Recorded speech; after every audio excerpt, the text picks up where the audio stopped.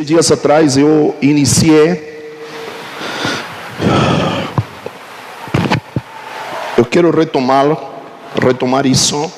Quero que você possa abrir a sua Bíblia. Vamos abrir nossas Bíblias em 1 de Pedro, capítulo número 2.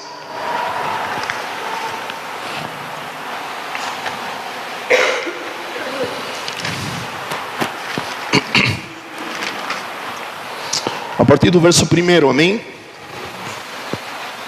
Esse é um texto que abordamos há 15 dias atrás. Espero que você tenha ouvido o áudio certo lá no blog. Me parece que agora há um canal também no YouTube. 1 de Pedro, capítulo número 2. 1 de Pedro, capítulo número 2, a partir do verso 1. Naquele dia que ministramos esta palavra, a gente mencionou que voltaríamos com ela, porque há coisas que precisamos dar uma olhadinha um pouco mais profundo. Vamos lá? Portanto, livrando-vos de toda malignidade e de todo engano, hipocrisia, inveja e toda espécie de maledicência, desejai o puro leite, como crianças recém-nascidas, a fim de crescerdes por intermédio desse alimento para a salvação. A minha versão está diferente, não é? Para que haja crescimento para a salvação, provavelmente vai dizer na sua Bíblia: se é que já provaste que o Senhor é bom, ou a bondade do Senhor, como está na sua. Achegando-vos a Ele, a pedra viva, rejeitada pela humanidade, mas eleita e preciosa para Deus, vós também, como pedras vivas, sois edificados como casa espiritual, com o propósito de serdes sacerdócio santo, oferecendo sacrifícios espirituais aceitáveis a Deus por meio de Jesus Cristo. Versículo número 9. Porém vós sois geração eleita, sacerdócio real, nação santa, povo de propriedade exclusiva do Senhor, cujo propósito é proclamar as grandezas daquele que vos convocou das trevas para sua maravilhosa luz. Amém? Já falamos deste texto de maneira geral. Introduzimos a palavra desta manhã, o encontro desta manhã, com exortando-nos, não é, a desejar e a descartar, abrir mão, não é? Abrindo mão de coisas e desejando outras. Esta palavra tem alguns tópicos que talvez você poderia anotá-los ou anotá-los lá em casa, certo? O primeiro fala de pedras vivas, esse é o primeiro tópico. Segundo tópico, casa edificada. O quarto assunto que trata, não tópico, assunto, não é? Sacerdócio santo. E desse sacerdócio se desprendem os sacrifícios espirituais, não é? Nos primeiros versículos há uma expressão que a gente também precisa olhar com detenção, que é crescimento para a salvação. Ok? Então temos 4 pontos, por assim dizer: pedras vivas, casa construída ou edificada, sacerdócio santo, com um subtópico de sacrifícios espirituais, e crescimento para a salvação. Amém? Me faço entender nisso? Muito bem. Sobre pedras vivas, a gente já deu uma trabalhada, certo? Tem uma nota aí, certo? Compartilhamos uma Bíblia com Adriano Victor. Temos uma nota de 2015, não é? Onde a gente vem falando, se você quer abrir, por favor, 1 de Reis, capítulo 5, versículo 17. 1 de Reis, capítulo 5, versículo do número 17.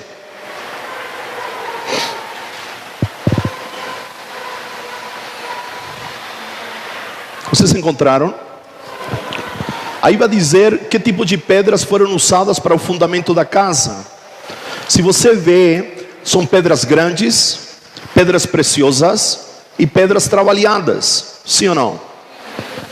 Acredito que nessa mesma ordem: pedras grandes, pedras preciosas e pedras trabalhadas. Já trabalhamos com essa nomenclatura, com esses 3 tipos de pedras.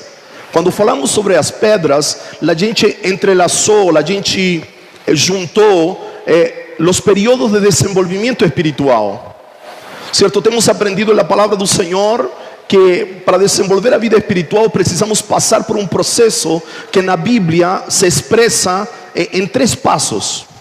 Quando olhamos para o tabernáculo de Moisés e vemos o átrio, o santo lugar e o santíssimo, certo? Não eram só 3 cômodos, não eram só 3 espaços, eram 3 estágios de um processo.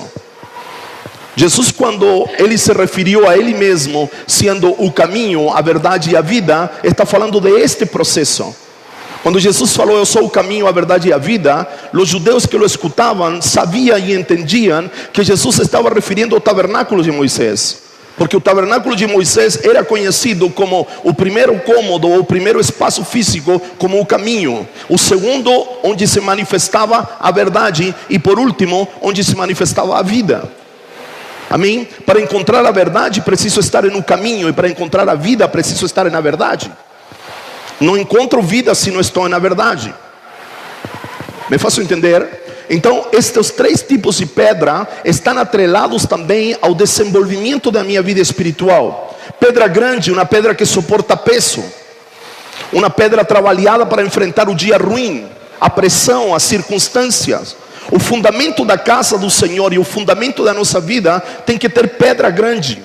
Pedra para sustentar o peso, pedra preciosa, pedra de valor, pedra com talento, com dons, com habilidades. A minha vida como casa precisa ter esta pedra também como fundamento. Na sua vida, certo, há habilidades, há talentos, há especialidades, por assim dizer. Você sabe fazer coisas, você tem habilidades para umas, talvez não tem para outras. Outras você las aprende. Pedra preciosa e pedra trabalhada fala de um caráter forjado.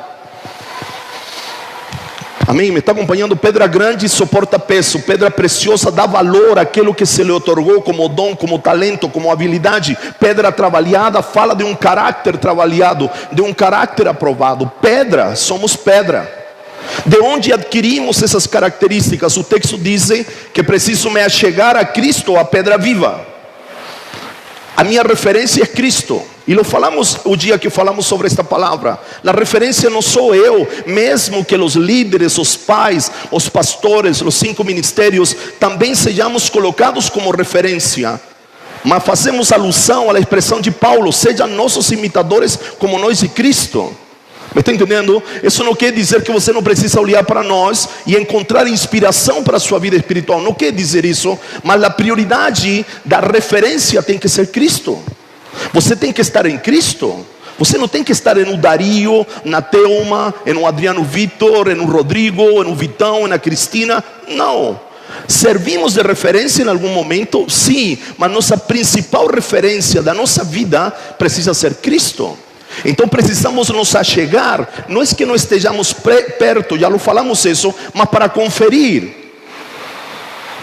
Ok? Ontem, certo? Ontem aprendi algo. Me está entendendo? A régua é uma medida humana. O prumo é uma medida divina. Porque a régua, certo? Mesmo que você la coloque assim, é uma medida horizontal. Mas o prumo é uma medida de profundidade. Me está acompanhando nisto? E nisto quero não me deter, mas eu quero que busque um texto, por favor. Algo que Deus ministrou para mim. Atos 27 e 28, por favor.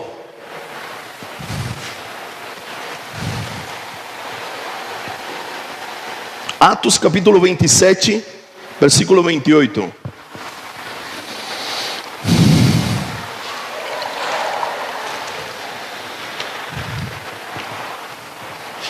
¿Vocês lo encontraram?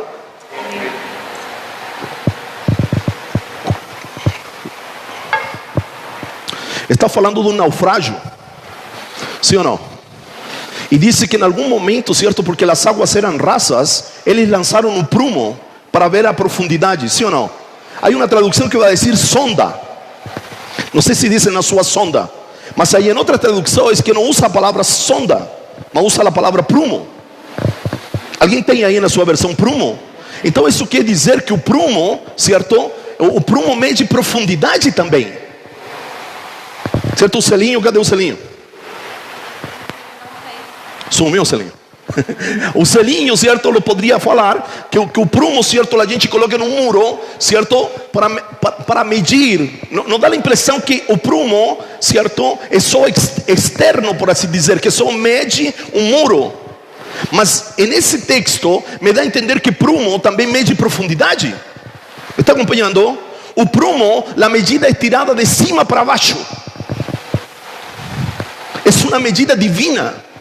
Então, quando falo de aproximar-me a Cristo, a pedra, preciso me aproximar do prumo, para ver como está minha construção como pedra.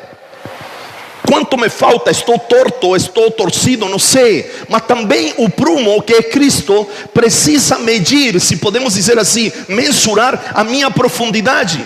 Como assim, Dario? Ele precisa evidenciar a largura das minhas raízes.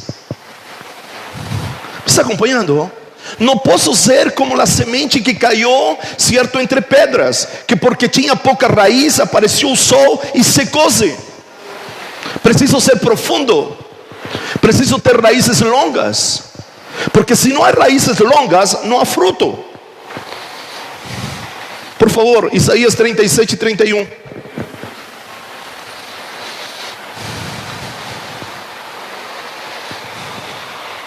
Isaías 37, 31, parte B.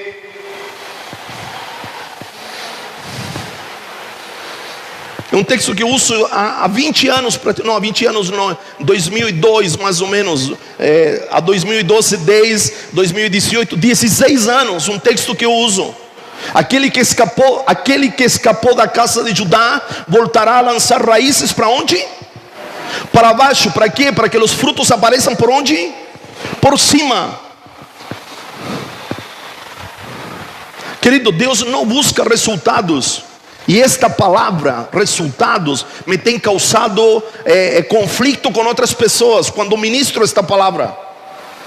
Porque Deus não procura resultados, Deus procura fruto. Me está entendendo?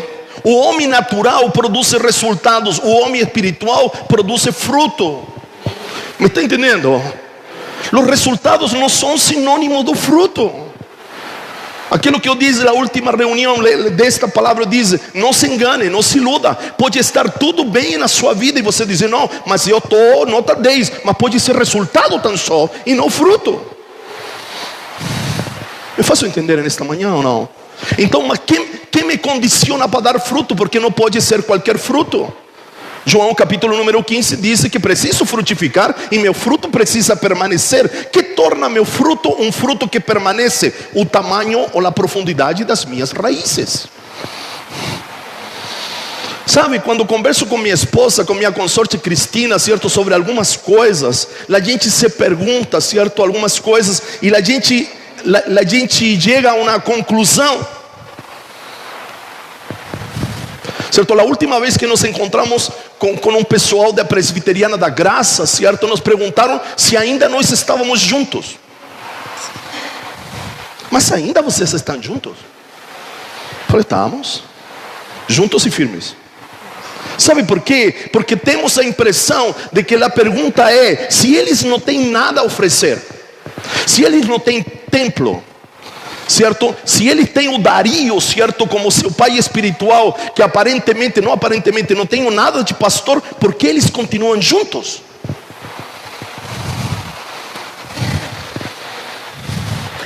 Esse é o grande dilema das pessoas que olham para nós e que algum dia nos conheceram. Como permanecem ainda juntos? A única maneira de permanecer juntos é que nossas raízes estejam sendo prolongadas.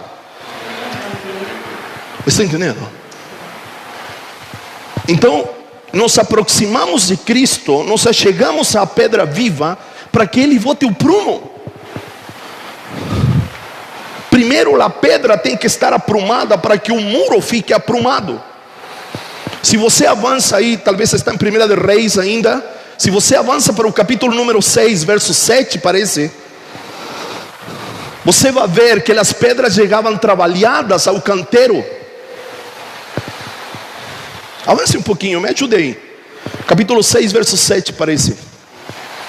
Primeira de Reis, capítulo 6, verso 7. Você estava em Isaías, não é? Primeira de Reis, capítulo 6, verso 7. É isso, profeta? Diz que as pedras já preparadas nas pedreiras.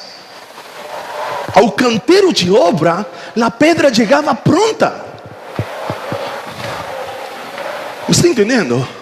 A gente tem um equívoco aqui, e eu já se lo fez saber. A igreja não foi projetada para resolver problemas domésticos. Está acompanhando? Esto é dureza para nós, porque vivimos um contexto de igreja doméstica, onde a gente vem aqui para ensinar como educar os nossos filhos. A gente vem aqui para que um marido que não se dá bem com sua esposa se dê bem, para que aquele que não sabe administrar dinheiro dentro de sua casa administre. Sim, a igreja também faz isso, mas ela não foi projetada para isso. Você está aqui ou não? Isso nos custa entender, porque vivimos dentro de um universo. Nascimos espiritualmente com jantar de casais, sim ou não? Nascimos com, temos que ajudar as pessoas. Não é que não vamos fazer, entenda, mas não fomos projetados para isso, porque a pedra precisa chegar pronta. ¿Por qué se demora tanto lo que Deus está construindo? Porque as pedras não chegam prontas. Onde é a cantera? Onde é a cantera que se arruma a pedra? Em casa.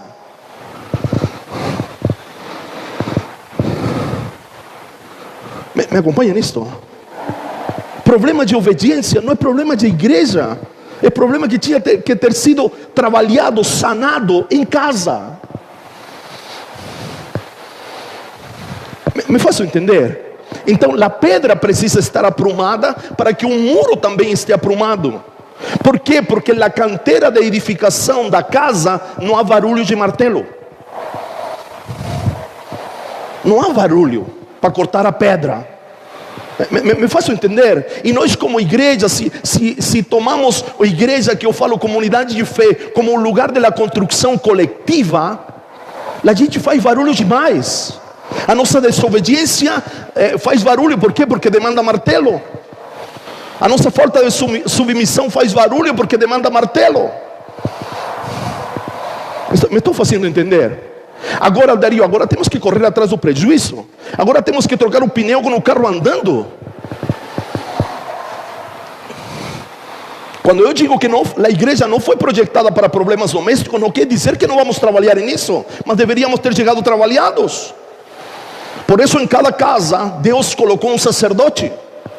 A primeira ceia, e daqui a pouco nós vamos comemorar a ceia, foi dentro de uma casa, onde o que oficializou a ceia não foi um pastor, não foi um sacerdote, foi o dono da casa.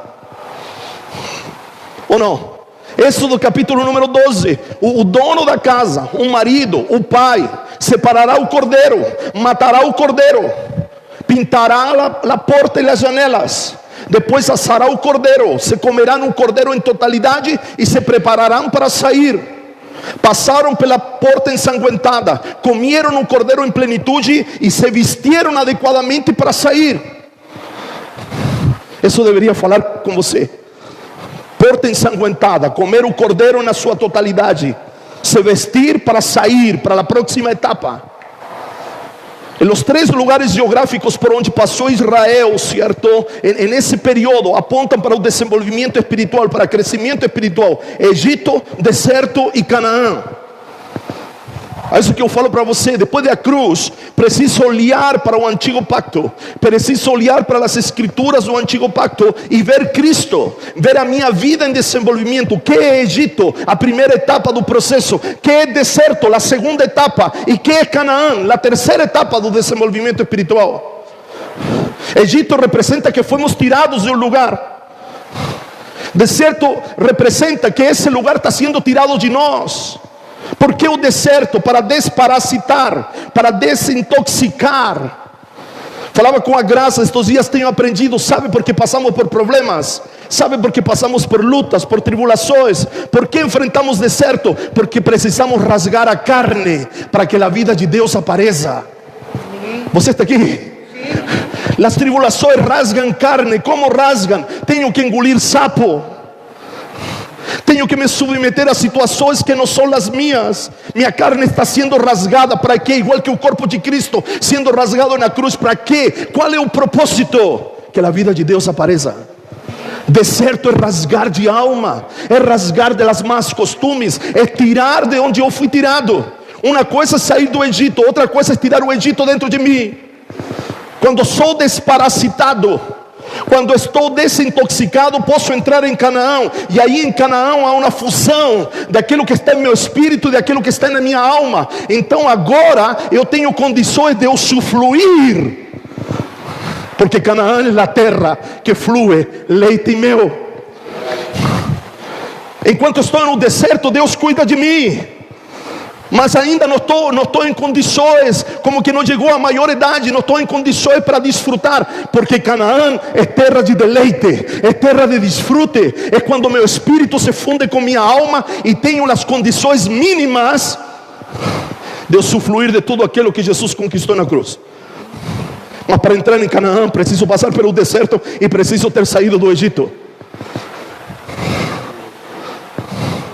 Todas as vezes que Israel cruzou, é porque passou por la cruz, alegoricamente falando. De Egito ao deserto, cruzou o mar vermelho, passou pela cruz. De deserto para Canaã, cruzou o rio Jordão, passou pela cruz. Que nós precisamos para passar de etapa em etapa? Cruzar, passar pela cruz. Não há outra maneira, não há outro caminho. Eu gostaria, queridos, eu às vezes, e já se lo mencionei aqui, eu acredito que o caminho da religiosidade é muito mais fácil.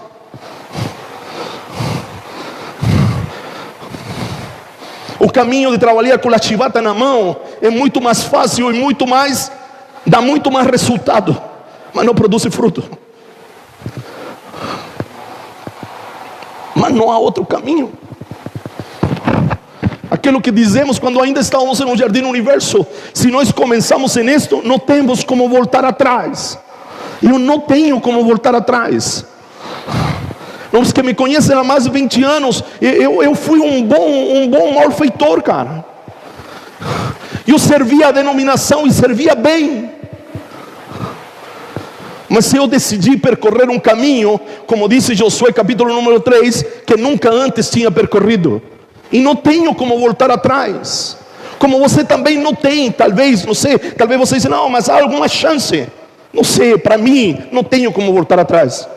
Cantamos uma música antiga, quando o pastor, hoje apóstolo Paulo, certo? Voltou da Argentina. Eu vim aqui para conquistar a terra que me deu. Eu não vim aqui para voltar atrás. Eu não posso voltar atrás. E não é porque não posso, é igual que Jeremias. Às vezes até que ensaio, mas há um fogo que me consome por dentro, que não me deixa voltar. Então a gente precisa entender, uma pedra que passa por um processo de desenvolvimento para a salvação, de crescimento para a salvação. Pedras vivas para se somar a uma casa edificada. Agora, esse se achegar, esse se despojar e esse desejar, o apóstolo Paulo, em outra parte, em outra cita bíblica, ele lo vai encarar de outra maneira. Abra sua Bíblia, por favor. Abra sua Bíblia, por favor. Colossenses capítulo número 3.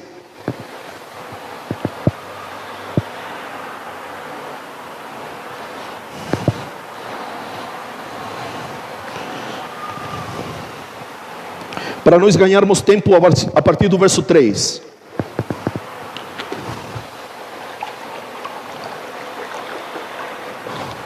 Você encontrou? Diz assim: pois morrestes e a vossa vida está escondida em Cristo. Quando Cristo, que é a vossa vida, for manifestado, também vos manifestareis com Ele em glória. Sendo assim, fazeis morrer tudo o que pertence à natureza terrena. E aqui eu entro num parafuso que talvez você também entra. No versículo número 3 diz que já morri. Mas no versículo 5 ele diz que preciso morrer ainda. Ou não? Está acompanhando? Se morrestes com Cristo, E aí ele disse: vocês precisam fazer morrer tudo o que é da natureza humana, tudo o que é do velho homem. Ele vai explicar. Porque o primeiro verbo morrer é uma posição. Em Cristo estamos mortos, mas precisar morrer em um estado de todos os dias. Eu preciso morrer todos os dias. Por isso que eu preciso me conferir. Que tanto me falta? Quando me aproximo da pedra viva, entendo o que preciso mandar embora e entendo o que eu preciso desejar. Eu já morri, mas estou morrendo. Assim se conjugam os verbos no grego, em um presente e em um presente contínuo. Certo? Estou morto, mas estou morrendo. Todos os dias preciso morrer. Preciso morrer a minha maneira de pensar, a minha maneira de enxergar. Queridos, se hoje, nestes dias, estamos tendo acesso à revelação de Cristo como a vida de Deus, isso quer dizer que muitas coisas que aprendemos em um velho homem. 1 Coríntios capítulo número 2, verso 12. Não nos foi dado o Espírito do mundo, não foi dado o Espírito de Deus para entender as coisas de Deus, mas precisamos confessar, precisamos nos arrepender, que muitas coisas que aprendemos de Deus, las aprendemos com o Espírito do mundo, não com o Espírito de Deus. E que é o Espírito do mundo, Dario? É a mente, é a razão, é aquilo que dá resultados, é aquilo que 2 mais 2 é 4. Dizia aqui, certo, na aula inaugural da primeira turma da Escola de Fundamentos deste ano: a matemática de Deus é diferente. 1 mata 1000 e 2 matam 10.000. Essa é a matemática de Deus. 5 pães e 2 peixes dá para alimentar uma multidão. As moedas de a viúva valem muito mais que os sacos de dinheiro que dão os ricos, os bem posicionados socialmente. Essa é a mentalidade de Deus.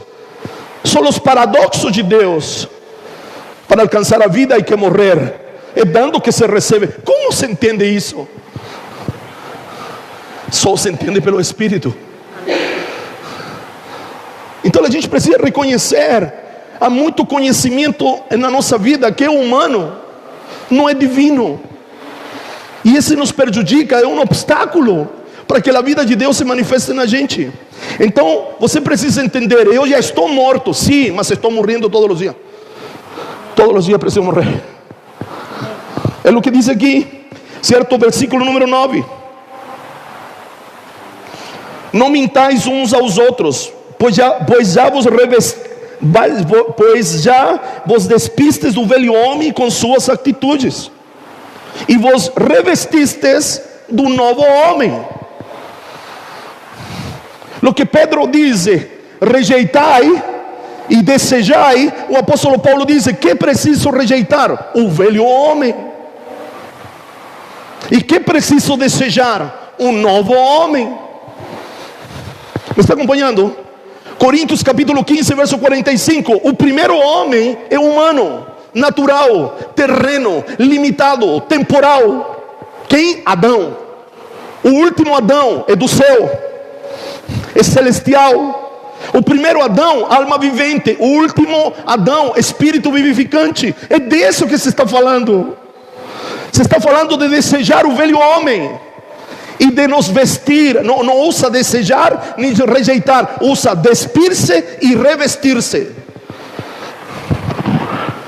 É fácil entender ou não? Que preciso rejeitar? Me despir do velho homem, rejeitar as suas práticas na minha vida.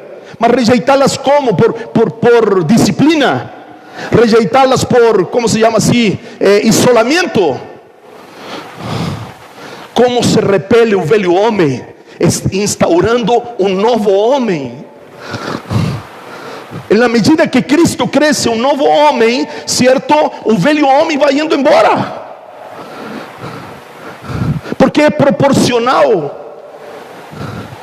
Para que o Cristo cresça, o velho homem precisa diminuir.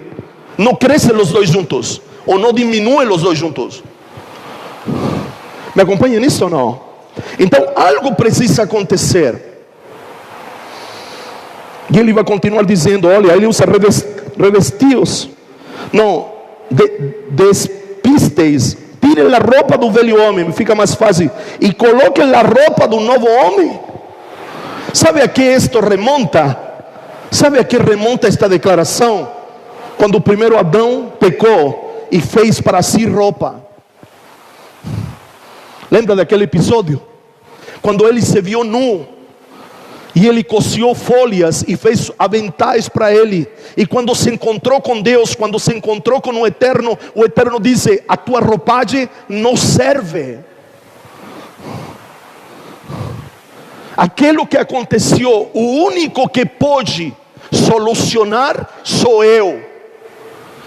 Esse é o primeiro ato de religiosidade. Que é religiosidade? Quando o homem tenta fazer aquilo que tão só Deus pode fazer. Me faço entender nesta manhã? Então Adão tentou cobrir a sua nudez, mas o único que podia cobrir a sua nudez era Deus.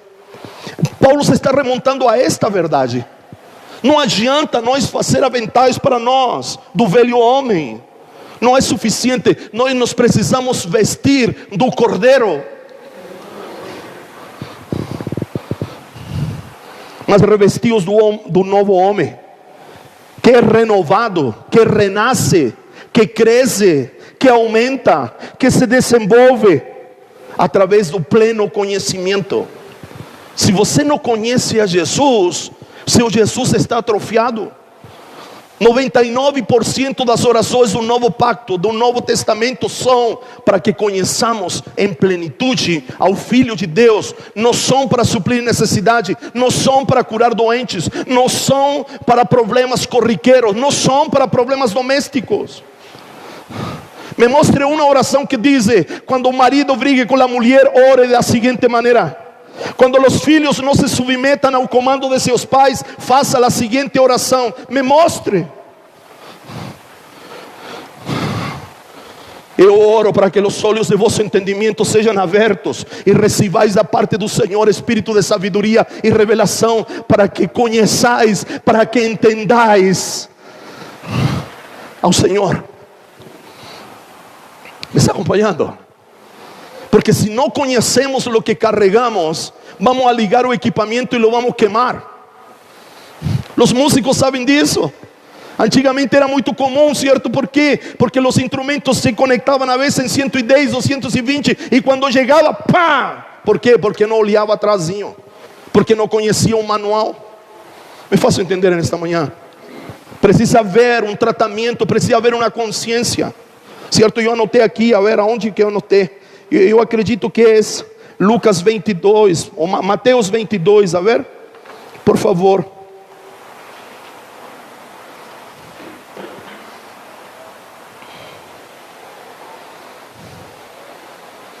Versículo 11, por favor.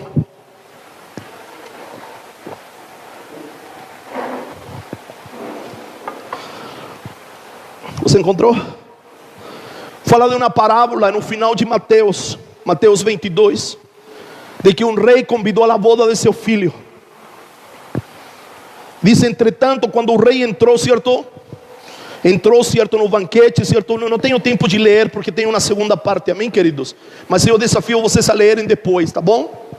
Mas a partir do versículo 11, entretanto, quando o rei entrou para saudar os convidados que estavam na mesa, percebeu que o homem não tinha o traje que precisava.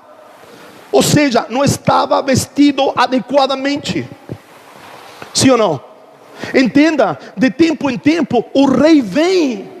Olha que riqueza aqui. Ele disse que entretanto o rei entrou para saudar os convidados e percebeu, se deu conta. Ele está observando. Ele está fazendo uma vistoria e ele descobre que um dos convidados não está trajado corretamente, adequadamente, protocolarmente, que é uma palavra que eu tenho usado estes últimos dias. E ele disse assim, e indagou-lhe. Observe que riqueza. Não o penalizou de vez, lhe perguntou, lhe indagou, lo questionou, lo confrontou. E ele disse assim: amigo, como adentrastes ao recinto sem as tuas vestes próprias para este momento? mas o homem não teve resposta. Está na minha tradução, que é a King James, por isso está diferente. Mas é o mesmo sentido, certo? Depois de tê-lo indagado, depois de tê-lo confrontado, depois de ter-lhe dado uma oportunidade de se explicar, ele diz: então ordenou o rei a seus servos: amarrai-lhes de pés e mãos e lançai-lo para fora. Eu não me quero meter em um sentido catológico disto, eu não me quero meter nisto. Mas observe o que o Senhor me ministrou. Se não estamos vestidos adequadamente, podemos nos achegar à mesa, mas não podemos comer da mesa. Temos dito, dizemos no começo, há dias que a gente vem proclamando isto: o verbo comer define o desenvolvimento da nossa vida espiritual. E a pergunta é: de que mesa comemos? Já falamos disso um ano passado, praticamente o segundo semestre. O apóstolo Paulo aos Coríntios, capítulo 10, verso 21, primeiro aos Coríntios, ele diz: não podeis aproximar-vos da mesa do Senhor e da mesa dos demônios. Não podeis comer da mesa do Senhor e da mesa dos demônios. E demônio, querido, não lo tome como aquela coisa. O que ele está dizendo: ou tu comes trajado com o velho homem, ou tu comes trajado vestido de Cristo, ou um novo homem espiritual. Se tu comes trajado por Cristo, certamente lo que comes te edificará. ¿Me está entendendo? Esse lo lançou fora, não pode comer. Não lo tome, lançou fora para o inferno. Não estou para falar disso. Estou falando que aquele que não está vestido adequadamente pode chegar perto da mesa, mas a hora que ele vai pegar alimento, há alguém que levanta a mão, por assim dizer, e diz: opa. E aqui lhe acrescento, entenda bem, lhe acrescento uma característica: não é suficiente ter fome, há que estar trajado da maneira correta. Você está aqui ou não? Ai, que eu tenho fome, sim, mas há um protocolo para comer. É fácil entender nesta manhã. E o protocolo, querido, é só usar o Elvio está de chinelo, bermuda e camiseta. O protocolo não é esse. Não é que tenho que vir de sapato, calça social, camisa, gravata. Não. É Cristo me atrai, a vestidura que me dá acesso à mesa e que me permite comer dele mesmo. Porque Ele é o que me viste, Ele é o que me permite, Ele é o que me chama a comer, Ele é o que dá o banquete, mas também Ele é a comida. Passamos pela porta ensanguentada, mas há que comer o cordeiro inteiro. Passar pela porta ensanguentada é passar pela cruz. Vamos comemorar Páscoa daqui a pouco. Precisamos nos lembrar de passar pela porta ensanguentada. Mas não, entenda muito bem, a porta ensanguentada faz parte de um processo. Depois preciso comer o cordeiro inteiro. Não é o que diz lá? Se o cordeiro é muito para uma família, chame outra família. Se sobrar, enterre. Mas não pode se desperdiciar nada. É fácil entender nesta manhã. Agora, com que propósito? Edificar uma casa. Parece que foi o ano passado. Há uma parte individual e há uma parte coletiva. Lembra que nós falamos? O reino tem dois braços. Não tem só um. Pela nossa ignorância, por na nossa falta de habilidade, talvez demos muito ênfase no lado individual. Que não é individual, é particular. Tem que orar, cuidar da sua casa. Mas isso nos traz desequilíbrio. Mesmo que a palavra desequilíbrio não apareça no contexto escritural, é uma palavra para ilustrar. Não posso só crescer individualmente, ou particularmente melhor, não é? Não posso crescer só nas minhas particularidades. Não posso achar que está tudo bem porque estava tudo bem comigo. Mas e o coletivo? Porque depois de uma pedra aprontada, formada com as mínimas qualidades, chamémoslo assim, ela precisa ir para o muro. Porque pedra viva para tornar uma casa. Está entendendo? Então precisamos romper a bolha do individualismo. Precisamos romper. Precisamos entender que há um lado corporativo que nós precisamos cultivar, que nós precisamos fazer crescer, que nós precisamos ampliar, que nós precisamos desenvolver. Ah, não, eu faço minha parte e o resto que se dane. Não funciona assim. Isso é velho homem. Ah, mas eu estou bem, os demais não estão bem, o problema é deles. Não. Há um lado particular. E usamos a palavra particular para não falar de indivíduo, porque indivíduo aponta para individualismo. Agora particular aponta para particularidades. Cada um de nós tem particularidades. Vocês tomam abacate com açúcar e leite, eu tomo com sal. Vocês bebem, eu como. Está entendendo? São particularidades. Mas isso não pode interferir no coletivo. Então, se sou pedra e estou crescendo para a salvação, não posso ignorar o coletivo, porque estou sendo edificado casa. Casa aponta para o trabalho coletivo,